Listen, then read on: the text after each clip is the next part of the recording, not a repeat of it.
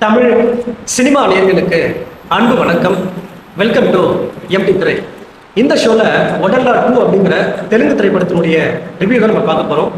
இந்த படம் ஆல்ரெடி தியேட்டரில் ரிலீஸ் ஆன ஒரு படம். இப்போ அமேசான் பிரைமில் தமிழ் டப்பிங்கோட அவைலபிளாக இருக்குது. 2022 வெளிவந்த ஒடல்லா ரயில்வே ஸ்டேஷன் படத்தினுடைய சீக்குவல் தான் இந்த படம்.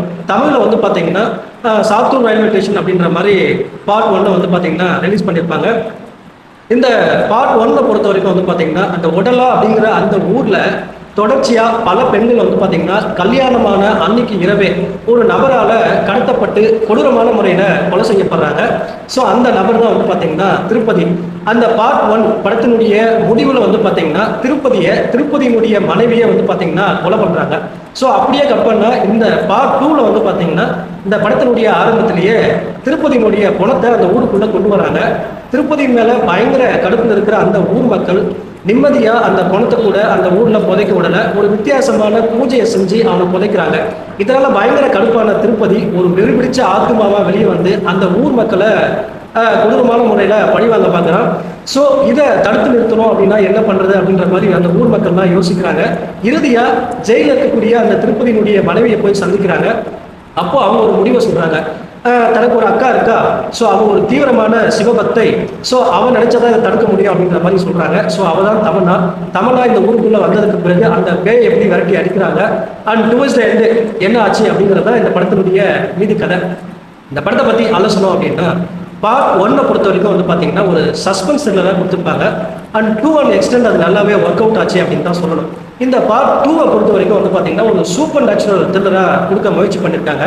சரி, இதில் ஏதாவது புதுசாக பண்ணியிருக்காங்களா அப்படின்னு பார்த்தா இந்த பழைய அம்மன் படம் பார்த்துருக்கோம் இல்லைங்களா, அந்த மாதிரியான ஒரு அவுடேட்டடான ஒரு பழைய படத்தை கொடுத்து வச்சுருக்காங்க. அதாவது ஒரு நல்ல சக்திக்கும் ஒரு கெட்ட சக்திக்கும் சண்டை நடக்குது அப்படிங்கிற மாதிரியான ஒரு பழைய கதையை கொடுத்துருக்காங்க அப்படின்னு தான் சொல்லணும். புதுசாக ஏதாவது இருக்கா அப்படின்னு நீங்கள் பார்த்தீங்கன்னா சுத்தமாக ஒன்றுமே இல்லைங்க. அதே போல் இந்த திருப்பதி இருக்கான் இல்லையா, ஸோ அவன் பேயா மாறினத்துக்கு பிறகு அவன் எடுக்கக்கூடிய அவதாரங்கள், அவன் பண்ணக்கூடிய சம்பவங்கள் எல்லாமே ஓரளவுக்கு ரசிக்கிற மாதிரி கொஞ்சம் நல்லா கொடுக்க முயற்சி பண்ணியிருக்காங்க. அதே போல் அந்த தமிழ்நாவுடைய அந்த பில்டப் காட்சிகள் ஆரம்பத்தில் ஸோ தமிழ்நாவுக்கு கொடுத்த அந்த பில்டப் காட்சிகளை பார்க்கும்போது ஏதோ பயங்கரமாக பண்ண போகிறாங்க அப்படிங்கிற மாதிரி யோசிச்சிருந்தா, ஸோ அவங்க கெட்ட சக்தி கூட வாயாலேயே சண்டை போட்டுருப்பாங்க. நீ வந்து நெருப்பாக வந்தனா நான் வந்து தண்ணியாக வருவேன், நீ வந்து பார்த்தீங்கன்னா புயலாக வந்தனா நான் வந்து மழையாக வருவேன் அப்படிங்கிற மாதிரி ஏதாவது பண்ணுவாங்கன்னு பார்த்தா வாயாலேயே சண்டை போட்டுருக்காங்க. அண்ட் கடைசியாக வந்து பார்த்தீங்கன்னா அவங்களுடைய சக்தியை வந்து வெளிக்காட்டுறாங்க.